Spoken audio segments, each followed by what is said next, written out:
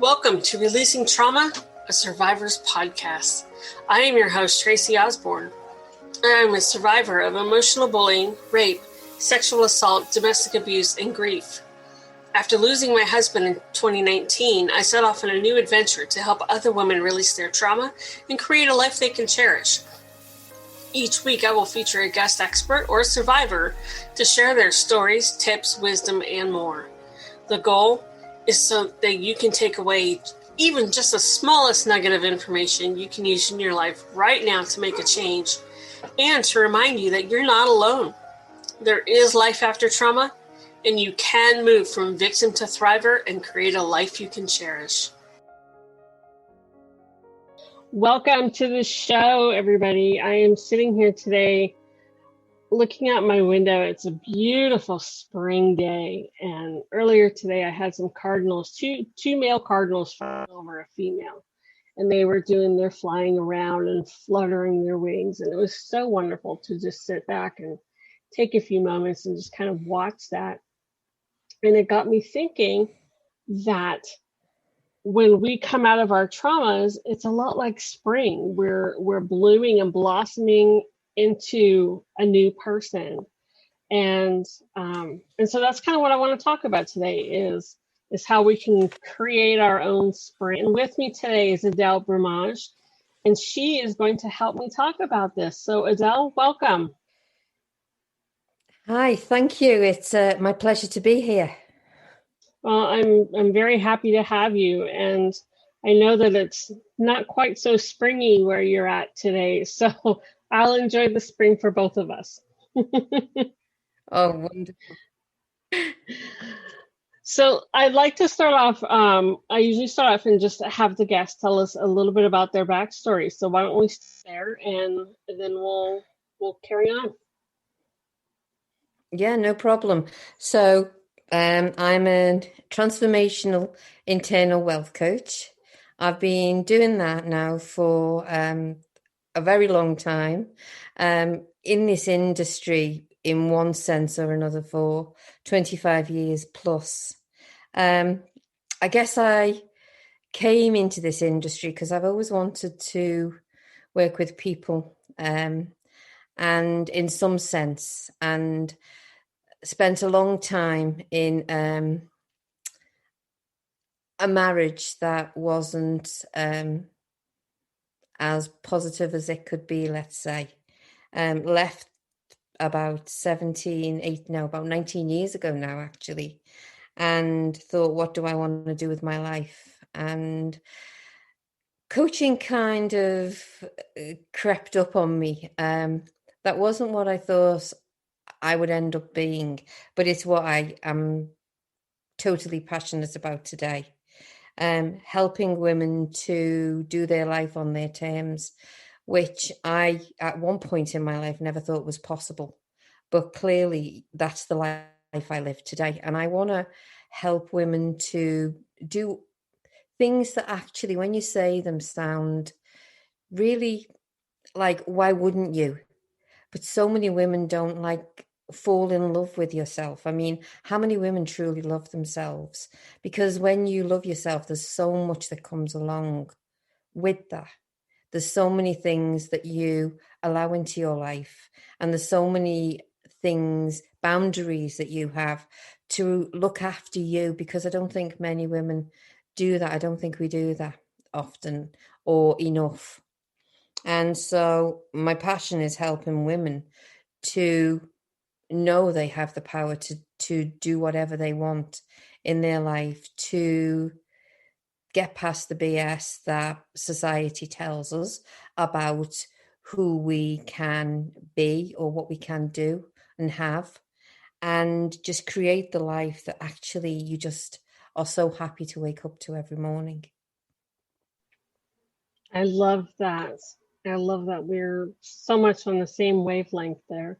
What do you think causes women to hold back from allowing themselves to love themselves?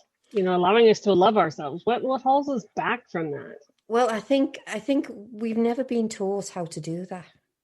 If I look at the models the modeling that was around me as I was growing up, my mum and my aunties, like I never saw that. I never saw that from my friends' mum, like that. It was all around looking after other people. It was all around making sure that people were okay, and they weren't even on the list, never mind a priority. And I think we adopt them belief systems, and we just think that this is how we do it. And I think women, younger women, more than I think my age group, and I'm 60 this year, I think are more prone to getting about self-care and loving themselves and having healthy boundaries and knowing what they want. But I don't even think I knew when I was growing up about loving myself. I guess it wasn't even a conversation when I was growing up. And it wasn't until I was well into my 40s that I started to hear this conversation and started to examine, actually, do I love myself? And from all the things that were happening in my life, and that I was allowing other people to have a say in, I could clearly say, no, I didn't. And so I did some digging around and research, and what were the benefits of loving yourself, and what did loving yourself actually mean? And then I kind of went on this journey that's taken me a while, but I think I was about well in my 50s before I could actually say, wow, I love me. I love me as much more than I love anybody else. Because if you don't love yourself, and that's not boastful and that's not selfish, but I think sometimes that's how society would have us believe loving yourself is, that it's selfish in some way. But actually, what could be more natural than loving yourself? We love our husbands and our children and the dog and our parents, and that's all natural. But when it comes to us, when it comes to loving ourselves, it's like there's a wall there, and it's like, oh no, we can't do that. And my question is, why not? Why can't we do that? And the minute you start, I found that the minute I started to really love myself, it set the foundation for a whole host of other questions to come up that I had been long searching for the answer for. And one by one, they've kind of all been answered. And it's all around. I think the woman that started this journey all them years ago, surely she isn't the woman that is talking to you tonight. Because with everything that happens to you, there is growth. And when you grow, you become the next best version of who you're meant to be, I believe. And so a lot of my fundamental stuff that's inside is the same. But I guess how I see my life, how I see the world, how I see me, how I see interactions with other people, what I will accept, what I won't accept, how I take care of myself, all of that's changed beyond recognition. Yeah, when we start to love ourselves, I think what we will accept and what we will allow in our lives gets less, because Yeah. we're no longer allowing and accepting the negative and the just the not so good stuff anymore. We won't take it. Yeah, I mean, we allow people to be in our lives sometimes um, that are toxic and make us feel Yes, absolutely dreadful. But somehow, yes, as long as they're okay, and we tell ourselves we're not hating them, we tell ourselves we're a good person, it doesn't matter how many times we cry about it or how much it hurts, we allow this to go on. But actually saying to somebody, actually, or just thinking, that's not what I want in my life, I don't want that energy in my life, I love me enough to not want that, is huge, I think, for so many women, because I think until I was in my 50s, I had a yes button, but you couldn't find my no Hmm. button if you searched, because for everything I would say yes, even if I was busy, even if I wanted to do something else. And when I started to really look at this and figure out, well, why is that? I didn't want people to think, like I was nasty or unselfish or unkind. But they're all perceptions that I allowed myself to continue to think. And all the time, people quite often don't think of that. And if they do, who cares? That's not your problem. That's theirs. It's you have to look after Exactly. yourself in this world. You have to put yourself first. It took me a long time to learn that what somebody else thinks of me is none of my business. Yeah, me too. It took me a long time. I'm almost 50 now, so it Yeah, took most of it's my life to learn. yeah, definitely. I totally agree.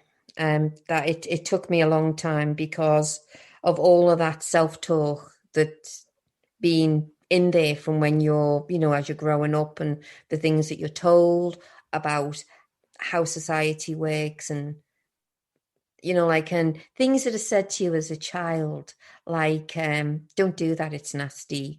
Or like, I can remember when I was a child, and this is really simple, but every Christmas I used to get a box of chocolates off my auntie and uncle, and they were my favorite chocolates. And we didn't have a lot of money when I was growing up, and so I really looked forward to this box of chocolates every Christmas.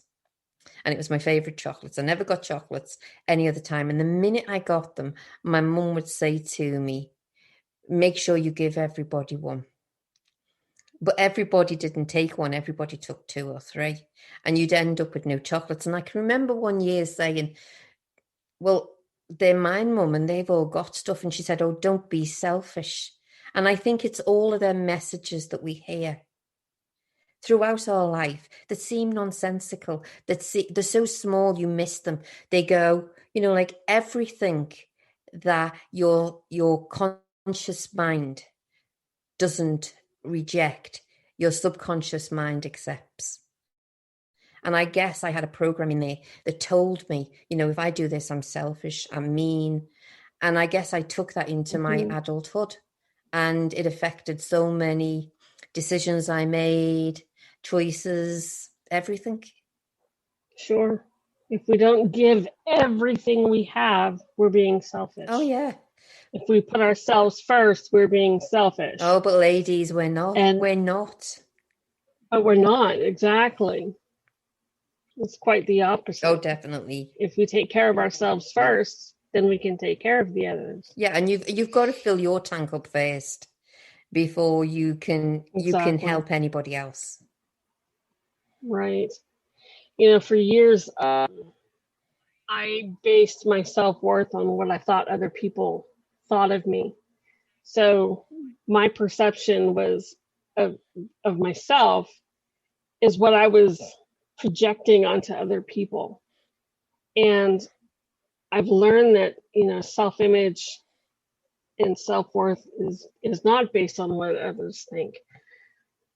But why do you think it's so important that we have such a positive self-image? I mean, what role does our self-image really play in creating a more positive, happy life? Well, I think your self-image is kind of like the foundation. And again, this is something that I didn't even know about many, many years ago. I didn't know that. I didn't know um, how powerful your self-image is when you want to create the things you desire in your life. But if you have a self-image where you're telling yourself you can't have this, if you have a really low, poor self-image of yourself, and like, I totally agree with you, Tracy. So many times the self-image we hold is what we believe other people think. It's not what we truly believe. But then I think not many women actually take the time to think about this and actually ask themselves the question, like, who do I think I am? What's really important to me? What do I want in my life? What do I really like? So many times we take our cues from what's around us, but actually having a really healthy self-image, being confident in who you are, knowing that you're this powerful, awesome woman, because that's what we all are.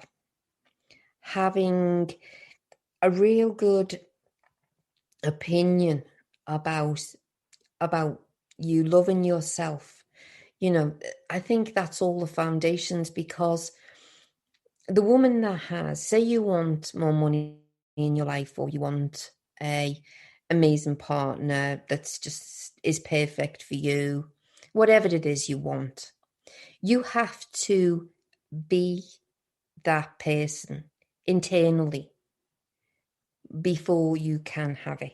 So if you've got a self-image that's always doubting yourself and lacks confidence and never believes what you desire is possible for you, then that's what you're going to create in your life. You're going to create more situations, and you're going to bring in more people, because our lives are created internally, and then we project our thoughts externally, and we attract who we think we are. And so we need to make sure that who we think we are is actually in line with all we say we want.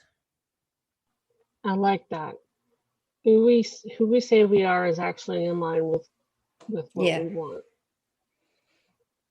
Wow, that's pretty potent, pretty powerful. Where do we start with loving ourselves? It's such a foreign concept to so many, and it was to me for so long. But so where do we start? How do we even begin to create that feeling? Well, I think if I think back to, like how I help women now and how I did this myself, I think I held on to so many beliefs that weren't even my beliefs.